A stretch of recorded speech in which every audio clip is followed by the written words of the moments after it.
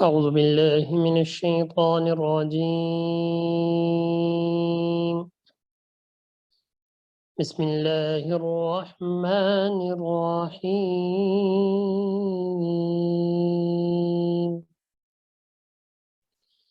يا أيها الذين آمنوا إنما المشركون نجس فلا يقربوا المسجد الحرام بعد عامهم هذا فإن خفتم عيلة فسوف يغنيكم الله من فضله إن شاء إن الله عليم حكيم صدق اللہ العظیم۔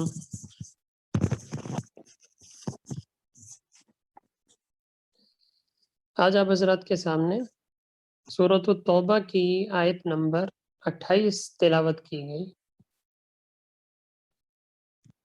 اس کا پہلے ترجمہ دیکھتے ہیں، پھر احکامات کی طرف آتے ہیں۔ یا ایھا الذین آمنو، اے ایمان والو، انما المشرکون نجس، مشرک لوگ تو سراپا ناپاکی ہیں۔ فلا يقرب المسجد الحرام بعد عامهم هذا،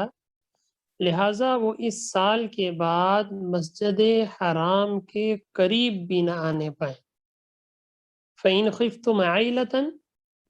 اور اے مسلمانوں اگر تمہیں مفلسی کا اندیشہ ہو کہ یہ لوگ تو باہر سے سامان تجارت لاتے تھے، ابھی نہیں ملے گا، مفلسی کا اندیشہ ہو، فسوف یغنیکم اللہ من فضلہ ان شاء، تو اگر اللہ چاہے گا تو تمہیں اپنے فضل سے مشرکین سے بے نیاز کر دے۔ ان اللہ علیم حکیم، بے شک اللہ تعالی جاننے والے ہیں اور بڑی حکمت والے ہیں۔ یہ سورۃ توبہ کی آیت نمبر 28 ہے، جس میں ایک خاص حکم کے بارے میں ارشاد فرمایا۔ یہ اصل میں تتمہ ہے اس حکم کا جو کہ سورت کے شروع میں بیان۔ یہ سورۃ التوبہ بھی ہے اور اس کو سورہ براءت بھی کہا جاتا ہے۔ براءت اس وجہ سے اس کا نام رکھا گیا کہ اس میں اللہ تعالیٰ نے مشرکین سے براءت کا اعلان کیا، براءت کا اظہار فرمایا، جس کے ابھی تفصیل آ جائے گی انشاءاللہ۔ اور سورۃ توبہ اس لیے کہا جاتا ہے کہ اس میں کچھ صحابہ اکرام رضی اللہ تعالیٰ عنہم، ان کی توبہ قبول ہونے کا تذکرہ ہے کہ غزوہ حنین میں کچھ صحابہ 3 کے قریب جو پیچھے رہ گئے تھے کہ آج جائیں گے کل جائیں گے، اسی اثنا میں قافلہ نکل گیا، تو آپ صلی اللہ علیہ وسلم جب واپسی آئے تو بڑے ناراض تھے تبوک کے موقع پر، حنین نہیں، تبوک کے موقع پر۔ تو یہ تقریباً کافی عرصہ آپ صلی اللہ علیہ وسلم ناراض رہے، اللہ کا حکم تھا۔ پھر اس کے بعد اللہ تعالیٰ نے ان کی معافی کا اعلان فرمایا کہ انہوں نے سچی توبہ کر لی، لہٰذا اور ان کا قصور بھی نہیں تھا، لہذا اس وجہ سے اس سورت کا نام، چونکہ ان کی معافی کا تذکرہ ہے، اس لیے اس سورت کا نام سورۃ توبہ بھی رکھا جاتا ہے۔ اور اس سورۃ توبہ کی ایک خاص خصوصیت جو ہے، جیسا کہ آپ حضرات کو معلوم بھی ہوگا کہ سورۃ توبہ کے شروع میں بسم اللہ الرحمن الرحیم نہیں لکھی جاتی۔ اب یہ کیوں نہیں لکھی جاتی، اس کو بھی سمجھ لیں۔ اور اس سے پہلے یہ سمجھیں کہ جب قرآن مجید کا نزول ہوا آپ صلی اللہ علیہ وسلم کے زمانے میں، تو قرآن مجید تھوڑا تھوڑا کر کے نازل ہوتا تھا، کبھی 2 آیتیں، کبھی 4 آیتیں، کبھی سورت، کبھی کس ترتیب سے۔ تو جیسے ہی آپ صلی اللہ علیہ وسلم پر وحی کی آیات نازل ہوتی تو آپ صلی اللہ علیہ وسلم صحابہ اکرام رضی اللہ تعالیٰ عنہم کو بلاتے اور بلا کے ایک تو آیات بھی لکھواتے کہ یہ آیات نازل ہوئیں، اور اس کے ساتھ ساتھ یہ بھی بتاتے تھے کہ اس آیت کو کون سی صورت میں رکھنا ہے اور کہاں رکھنا ہے۔ کاتبین وحی یعنی جو وحی کو لکھنے والے صحابہ تھے اس کو لکھ لیتے. اسی طرح جب کوئی نئی صورت نازل ہوتی تھی تو اس کے ساتھ بسم اللہ الرحمن الرحیم کی آیت بھی نازل ہوتی تھی، اور یہ بات ہوتی تھی کہ یہ الگ صورت ہے، تو آپ صلی اللہ علیہ وسلم اس کو بھی لکھواتے تھے. یہ جو سورت توبہ ہے یہ فتح مکہ کے بعد نازل ہوئی، یا فتح مکہ کے موقع پہ بھی آپ کہہ سکتے. تو یعنی یہ آپ صلی اللہ علیہ وسلم کی عمر کے تقریباً آخری 2 سالوں میں یہ صورت نازل ہوئی. اور آپ صلی اللہ علیہ وسلم نے جب یہ صورت نازل ہوئی تو اس سے پہلے بسم اللہ الرحمن الرحیم جو اس طرح پہلے صورت سے پہلے معمول تھا تو اس کو نہیں لکھوایا. آپ صلی اللہ علیہ وسلم اس دنیا سے انتقال فرما گئے، رخصت پردہ فرما گئے. اس کے بعد جب حضرت ابوبکر صدیق رضی اللہ تعالیٰ عنہ کا دور آیا، حضرت عمر فاروق رضی اللہ تعالیٰ عنہ کا دور آیا، پھر حضرت عثمان غنی کا جب دور آیا تو آپ نے جو تمام صحائف دنیا میں صحیفے پھیلے ہوئے تھے ان سب کو یکجا کیا، اور ان سب کو یکجا کرنے کے بعد ایک مرتب، جس سے ہے کہ آج ہم قرآن مجید پڑھتے ہیں جس کو مصحف عثمانی بھی کہا جاتا ہے، تو آپ رضی اللہ تعالیٰ نے سارے قرآن مجید کو جمع فرمایا اور اس کو ایک کتابی شکل میں جمع کی. پہلے الگ الگ 7 روایتوں میں الگ الگ تھا، پھر سب کو ایک روایت میں جمع کیا گیا، اور ایسے طرز پہ لکھا گیا کہ پڑھا تو ہر طرز میں جا سکے، لیکن لکھا پھر اس کو اسی طریقے سے جا سکے. تو اس ترتیب کے مطابق آپ صلی اللہ علیہ وسلم نے قرآن مجید جمع فرمایا.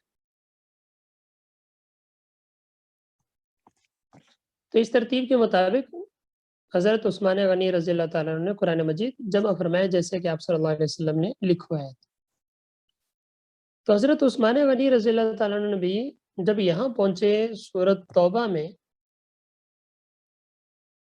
تو دیکھا کہ نہ آپ صلی اللہ علیہ وسلم نے لکھوائی تھی نہ کاتبین نے لکھی ہے، تو اب اس کو کیا کیا جائے اس سورت کے شروع میں.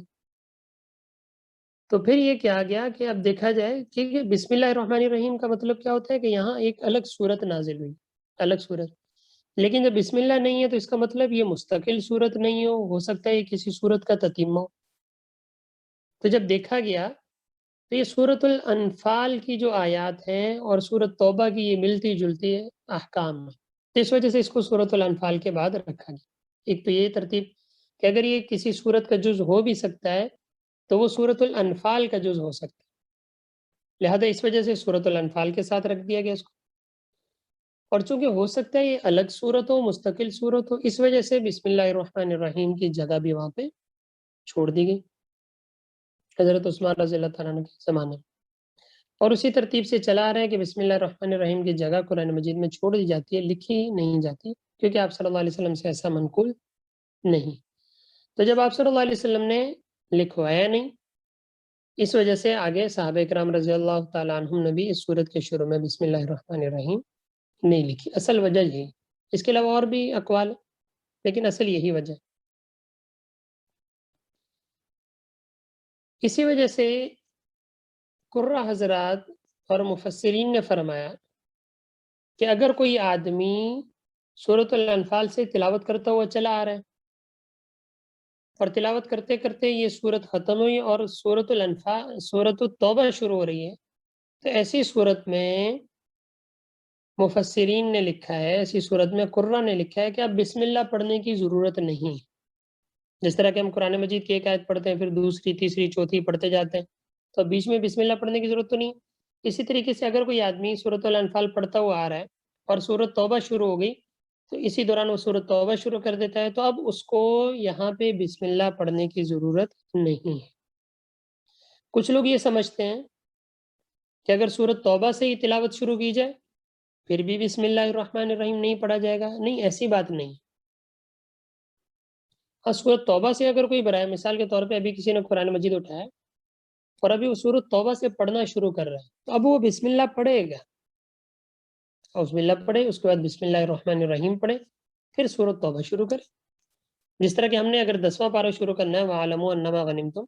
تو ہم قرآن مجید اٹھاتے ہیں اعوذ باللہ من الشیطان الرجیم بسم اللہ الرحمن الرحیم وَعَلَمُوا أَنَّمَا غَنِمْتُمْ من شین شروع کرتے. تو اسی طریقے سے اگر کوئی آدمی ابھی سورۃ توبہ سے پڑھنا شروع کر رہا ہے تو ایسی صورت میں وہ بسم اللہ الرحمن الرحیم پڑھے گا۔ ہاں اگر کوئی پہلے سے ہی تلاوت کرتا ہوا آ رہا تھا، 9ویں پارے سے تلاوت کرتا ہوا آ رہا ہے، 10واں پارہ اس نے شروع کر دیا، اب بیچ میں سورۃ توبہ شروع ہو گئی ہے، تو اب بسم اللہ پڑھنے کی ضرورت نہیں ہے، چاہے نماز کی حالت میں چاہے ویسے حالت میں۔ تو اس کو اچھی طریقے سے سمجھ لیں کہ بعض لوگ یہ سمجھتے ہیں کہ سورۃ توبہ کے شروع میں جو بسم اللہ الرحمن الرحیم نہیں لکھی گئی، اگر کوئی آدمی یہاں سے بھی قرآن مجید پڑھنا شروع کرے گا تو تب بھی بسم اللہ الرحمن الرحیم نہیں پڑھے گا، اور بعض کا تو کہتے ہیں نہیں صرف اعوذ باللہ، وہ صرف اعوذ باللہ پڑھ کے پناہ مانگی، یہ بات صحیح نہیں، بلکہ صحیح بات کیا ہے کہ اگر جس طرح ہم نارمل پڑھتے ہوئے آ رہے ہیں تو ایسی صورت میں آپ بسم اللہ بھلے نہ پڑھیں، جس طرح ہم دوسری صورتوں کے شروع میں تو پڑھتے ہیں، مثال کے طور پہ آپ الم تر کیف فعل ربک پوری پڑھی، پھر ہم بسم اللہ الرحمن الرحیم لإلاف قریش، پھر اس کے بعد پوری پڑھیں گے، پھر بسم اللہ الرحمن الرحیم ارایت الذی، لیکن چونکہ اس کے شروع میں بسم اللہ ہے نہیں سورۃ توبہ میں، تو اگر کوئی سورۃ الانفال سے پڑھتا ہوا آ رہا ہے تو پھر اس کو بسم اللہ پڑھنے کی ضرورت نہیں ہے۔ لیکن اگر کوئی یہیں سے شروع کر رہا ہے، سورۃ توبہ سے قرآن مجید پڑھنا شروع کر رہا ہے، تو پھر وہ بسم اللہ الرحمن الرحیم پڑھے گا۔ اس کو اچھے طریقے سے سمجھ، تو اس سے ایک تو یہ بات سمجھ میں آئی کہ جمہور مفسرین نے جو بیان فرمایا کہ راجح قول یہی ہے اس میں کہ سورۃ توبہ کے جو شروع میں بسم اللہ الرحمن الرحیم نہیں ہے، وہ اس وجہ سے ہے کہ ایک تو آپ صلی اللہ علیہ وسلم نے لکھوائی نہیں، اور دوسرا یہ کہ ہو سکتا ہے کہ سورۃ الانفال کا جز ہی ہو، حصہ ہی ہو، ایک ہی صورت ہے، جب اس کا حصہ ہے تو لہٰذا اس وجہ سے بسم اللہ الرحمن الرحیم نہیں لکھی، لیکن چونکہ اس میں الگ احکامات کا ذکر بھی ہے تھوڑے سے، تو اس وجہ سے بعض حضرات نے اس کو سورۃ التوبہ الگ سے ایک سورت بھی شمار کیا۔ تو دونوں میں تطبیق اس طرح دے دی کہ سورۃ الانفال کو پہلے رکھ دیا، سورۃ توبہ کو بعد میں رکھ دیا، کہ دونوں ایک ساتھ ہیں، بسم اللہ الرحمن الرحیم نہیں لکھی، یہاں سورت کا نام صرف لکھ دیا تاکہ سورت بھی واضح ہو جائے اور یہ بھی ہو جائے کہ یہاں بسم اللہ الرحمن الرحیم نہیں لکھی جاتی۔ ایک بات تو یہ،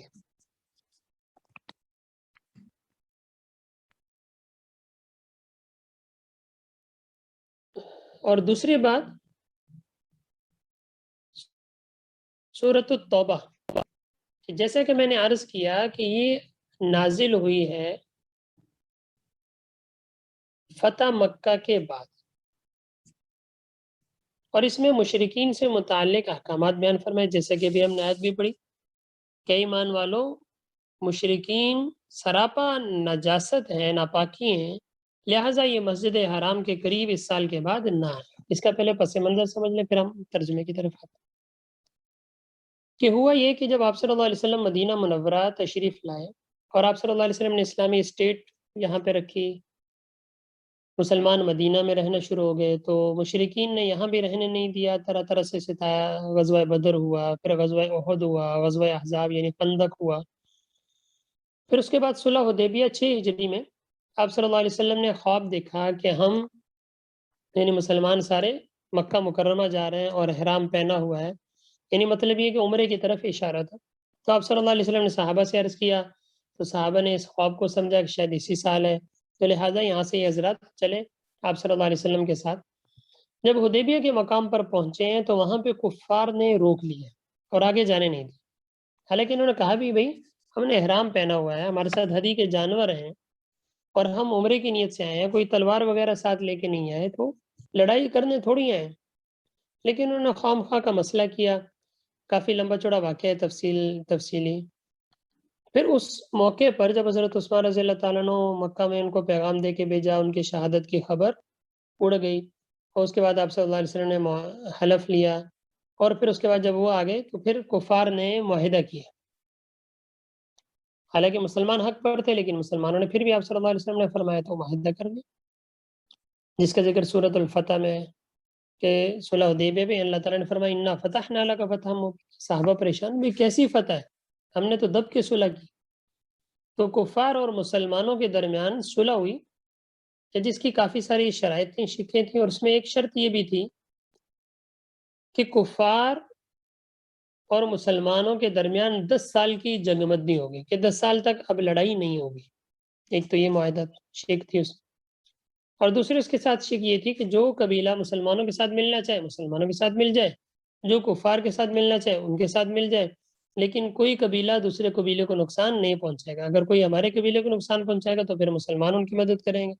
کوئی ان کے قبیلے کو نقصان پہنچائے گا تو ان کی مدد کریں گے. تو مسلمانوں نے تو کوئی خلاف ورزی نہیں کی. اگلے سال مسلمانوں نے 7 ہجری میں جا کے عمرہ کیا, قضاء عمرہ جس کو کہتے ہیں, وہ عمرہ کیا, واپس آئے.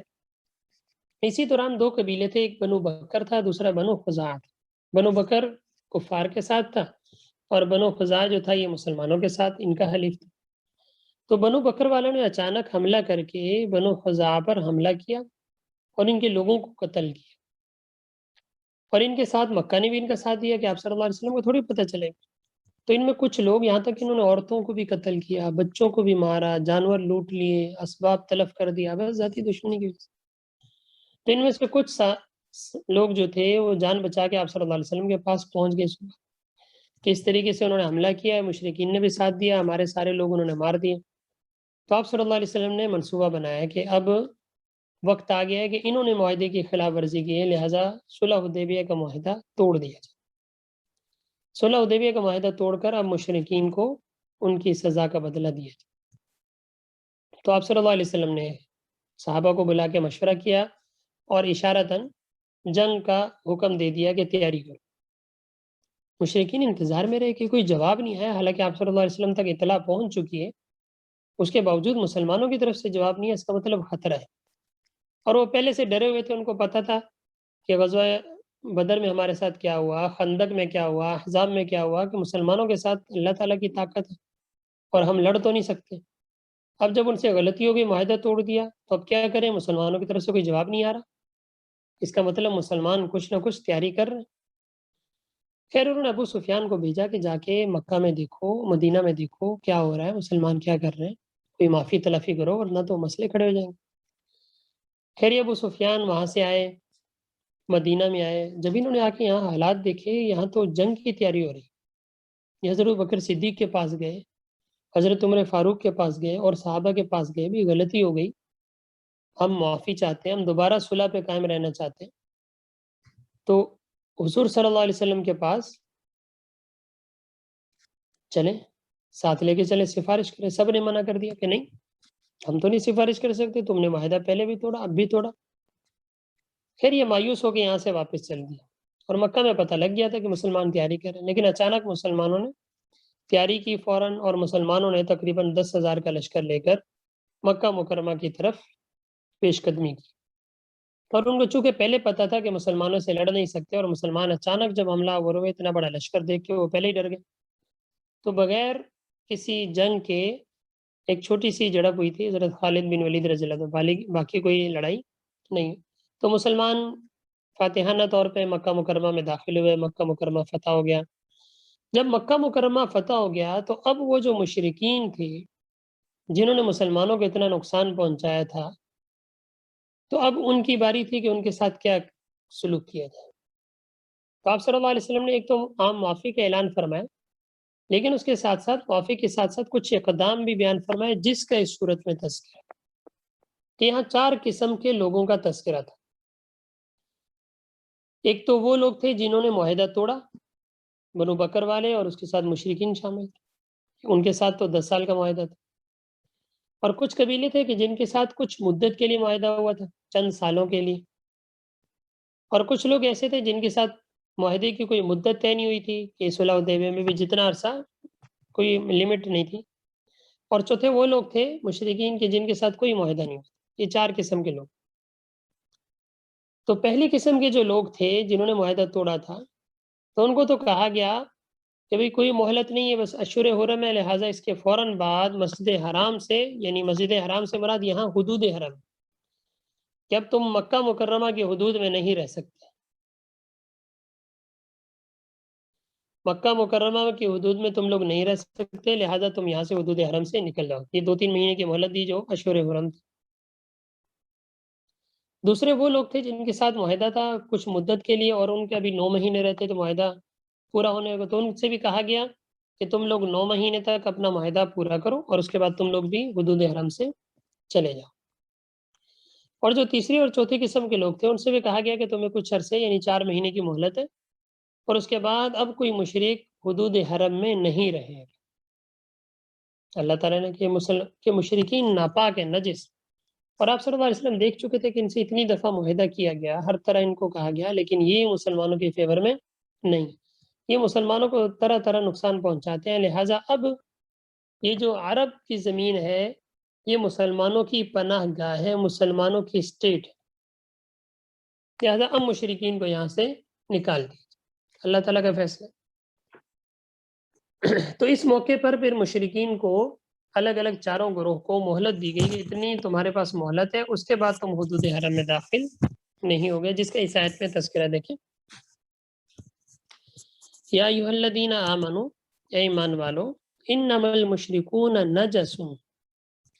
کہ مشرک لوگ تو سراپا ناپاکی ہیں، لہذا فلا یقربوا المسجد الحرام بعد عامہم ھذا، لہذا اس سال کے بعد یعنی 9 ہجری کے بعد یہ لوگ مسجد حرام یعنی حدود حرم کے قریب بھی نہ ہے، حدود حرم میں ان کو داخلے کی اجازت نہیں۔ اب مشرکین کی نجاست سے کیا مراد ہے؟ تو ان میں ہر طرح نجاست ہی ہے۔ اول دیکھا جائے کہ عام طور پہ مشرکین جانی یہ جو غیر مسلم ہیں، جس طرح پاکی ناپاکی کا خیال نہیں رکھتے، ناپاکی لگی ہوئی ہے، صحیح ہے، ایک تو ناپاکی عام ہوتی ہے، دوسری طہارت کا اہتمام بھی نہیں رکھتے، کیونکہ ہم لوگ تو مسلمان طہارت کے مطابق وضو کرتے ہیں، غسل کرتے ہیں، غسل فرض ہو جائے تو پاک ہوتے ہیں، اور اسی طرح وضو فرض ہو جائے تو وضو کرتے ہیں، جس کو طہارت کہتے ہیں۔ تو یہ مشرکین تو اس چیز کا بھی خیال نہیں رکھتے، جب اس طریقے کے مطابق غسل نہیں کرتے تو یہ ناپاک ہے سارے۔ اور اسی طرح اصل یہاں عقائد کی نجاست مراد ہے کہ ان کے عقیدہ صحیح نہیں، اللہ پر ایمان نہیں لاتے، رسول پر ایمان نہیں لاتے، اور اصل وجہ یہی ہے، ورنہ تو مشرکین کو آپ صلی اللہ علیہ وسلم نے اس واقعے کے بعد بھی مدینہ منورہ میں آپ صلی اللہ علیہ وسلم نے ان کو مسجد میں ٹھہرایا۔ تو اس کا مطلب یہ ہے کہ خاص جو منع کیا گیا یہ پوری دنیا کی مساجد سے منع نہیں کیا گیا۔ اگر تو دیکھیں انسان کے جسم پہ ظاہری نجاست، ہم اگر ناپاکی کی حالت میں، مثال کے طور پہ غسل فرض ہے، یا عورت ناپاکی کی حالت میں غسل فرض ہے، تو ایسی صورت میں مرد اور عورت کا چاہے وہ مسلمان ہو مسجد میں داخلہ منع ہے۔ تو اگر کوئی کافر بھی اس طور پہ ناپاک ہے تو اس کا تو مسجد میں داخلہ کیا ہے، بدرجہ اولیٰ منع ہے، کوئی مسئلہ نہیں۔ لیکن یہ جو عقائد کی نجاست ہے جو یہاں پہ مراد ہے، جس کی وجہ سے حدود حرم میں داخلے سے ان کو منع کیا گیا، تو اس میں ظاہری نجاست تو ہے ہی ہے، اس کے ساتھ ساتھ باطنی، یعنی ان کے ایمان جو نہیں لاتے تو اس عقائد کی نجاست کی وجہ سے ان کو منع کیا کہ یا تو مسلمان ہو جائیں، اسلام لے آئیں، اور اسلام لے آئیں گے تو مسلمان ہو جائیں گے تو حدود حرم میں داخل ہو جائے، کوئی مسئلہ نہیں، کوئی ٹینشن نہیں۔ لیکن اگر یہ لوگ مسلمان نہیں ہوتے تو ان کے عقائد کی خرابی ہے، عقائد کی نجاست ہے، لہٰذا اب کے بعد یہ مشرکین مکہ جو ہے حدود حرم میں داخلہ ان کا منع ہے، تو لہٰذا پوری مسجدوں کا حکم، اس میں کچھ اختلاف بھی ہے، کچھ حضرات فرماتے نہیں ہر مسجد سے منع ہے، لیکن ہم کہتے ہیں کہ ہر مسجد سے ممانعت نہیں ہے، بلکہ کچھ مسجدوں سے ممانعت ہے، ہر مسجد سے نہیں ہے، بلکہ صرف حدود حرم سے آپ اللہ تعالیٰ نے کیا فرمایا، ان کو منع کہ حدود حرم میں حج عمرہ کی نیت سے جو خاص طور پہ آتے ہیں ہم لوگ مسلمان، تو مشرکین مکہ بھی پہلے آتے تھے، دیگر مشرک بھی آتے تھے، تو اب ان کو حدود حرم میں داخلے سے منع فرما دیا کہ اگر کوئی کافر ہے تو وہ حدود حرم میں اس کو داخلے کی اجازت اب نہیں ہے، اب یہ اسلام کا قلعہ بن گیا، مسلمانوں کا قبلہ ہے، اسلام کا قلعہ بن گیا ہے، لہٰذا اپنے قلعے میں اب غیر مسلموں کو داخلے کی اجازت نہیں۔ اگر داخل ہونا چاہتے ہیں تو ٹھیک ہے، آپ مسلمان ہو جائیں، پھر بھلے حج عمرہ کی نیت سے داخل ہو، ورنہ حج عمرہ کی نیت سے آپ حدود حرم میں داخلہ ان کا اس آیت کے مطابق منع فرما دیا گیا۔ اور پھر جس طرح کہ میں نے عرض کیا، ان کو مشرکین کو کچھ مدت دی گئی، تو آہستہ آہستہ یہ پھر حدود حرم سے نکلتے گئے، کچھ کو اسی ٹائم کہا گیا چلے جاؤ، کچھ کو 4 مہینے کے مہلت دی گئی، کچھ کو 9 مہینے مدت میں رہتے تھے، تو اس کے بعد اور 9 ہجری میں حضرت بکر صدیق کی قیادت میں جو حج ہوا تو آپ کے پیغام نے اپنے پیغام پہنچا دیا تھا ان تک، اور انہوں نے اعلان فرما دیا تھا کہ آج کے بعد کسی مشرک کو حدود حرم میں داخلے کی اجازت نہیں، اور یہ 9 مہینے کی اس کے بعد مہلت دی گئی، اور پھر 10 ہجری میں جو آپ صلی اللہ علیہ وسلم نے جس سال حج فرمایا، اور اس کے بعد تو پھر تمام کا داخلہ اس آیت کی روح سے منع فرما دیا۔ تو یہ سورۃ توبہ پوری شروع کی جو آیات ہیں ساری یہ اسی بارے میں، اور اسی کی ہماری یہ آیت 28 نمبر جو ہے اسی کی کڑی ہے. دیکھیں، یا ایھا الذین آمنو، اے ایمان والو، انما المشرکون نجس، یہ مشرک لوگ سراپا ناپاکی ہیں، لہذا فلا یقربوا المسجد الحرام بعد عامہم ھذا، لہذا اس سال کے بعد، یعنی 9 ہجری کا جو سال ہے، اس سال کے بعد یہ لوگ مسجد حرام کے قریب بھی نہ ہے. اور میں نے بتایا مسجد حرام سے مراد حدود حرم پورا ہے. فَإِنْ خِفْتُمْ عَيْلَةً، اب یہاں مسلمانوں کو تھوڑا سا دل میں آئی بات کہ بھئی حج کے موقع پہ یہ مشرکین پتہ نہیں دیگر کفار کہاں کہاں سے آتے تھے اور مکہ میں سامان لاتے تھے، فلاں چیزیں لاتے تھے جس کی وجہ سے خرید و فروخت ہوتی تھی، ہمیں کو یہاں کی چیزیں دیتے تھے. تو اگر یہ لوگ نہیں آئیں گے دوسرے ممالک سے تو ایسی صورت میں تو مفلسی کا اندیشہ ہے، تجارت ختم ہو جائے گی، سب چیزیں ختم ہو جائیں گی. تو اللہ تعالیٰ نے فرمایا کہ بھئی تم دنیا کے باتوں میں نہ آؤ، اللہ تعالیٰ سب فراوانی کھولنے والا ہے، سب کچھ کرنے والا اللہ تعالیٰ. اور پھر اللہ تعالیٰ نے ایسا اسباب بنائے، ایسے اسباب بنائے کہ آپ دیکھیں مکہ اور مدینہ میں دنیا جہاں کی ہر چیز میسر، حالانکہ وہاں کوئی چیز پیدا نہیں ہوتی، لیکن دنیا جہان کا ہر کھانے کی چیز، دنیا جہاں کے ہر پہننے کی چیز، دنیا جہاں کے ہر قسم کی چیز آپ کو وہاں پہ ملے گی. یہ اللہ تعالیٰ کا. تو اللہ تعالیٰ فرماتے فَإِنْ خِفْتُمْ عَيْلَةً، اے مسلمانوں اگر تم کو مفلسی کا اندیشہ ہو، عائلہ مفلسی محتاجی کا اندیشہ ہو، فَسَوْفَ يُغْنِيكُمُ اللَّهُ مِنْ فَضْلِهِ إِنْ شَاءَ، تو فکر نہ کرو، تو اللہ چاہے گا تو تمہیں اپنے فضل سے ان مشرکین سے بے نیاز کر دے. اللہ تعالیٰ اتنا دے، تمہیں غنی کر دے. ان اللہ علیم حکیم، بے شک اللہ تعالیٰ کا علم بھی کامل ہے اور اللہ تعالیٰ بڑی حکمت والے. تو یہ آج کے اس وقت میں ہمارے سورۃ توبہ کی آیت نمبر 28 کہ جس میں مشرکین کو کے بارے میں حکم دیا گیا کہ یہ لوگ اب یعنی 9 ہجری کے بعد مسجد حرام کے قریب بھی نہ آئے. مطلب یہ کہ ان کو اب حج عمرے کی ان چیزوں کی حدود حرم میں داخلے کی اجازت نہیں، جس کا یہ پس منظر سارا آپ حضرات کے سامنے بیان ہوا. اللہ تعالیٰ ہمیں سمجھنے کی اور آگے مزید ان باتوں پر عمل کرنے کی توفیق عطا فرمائے.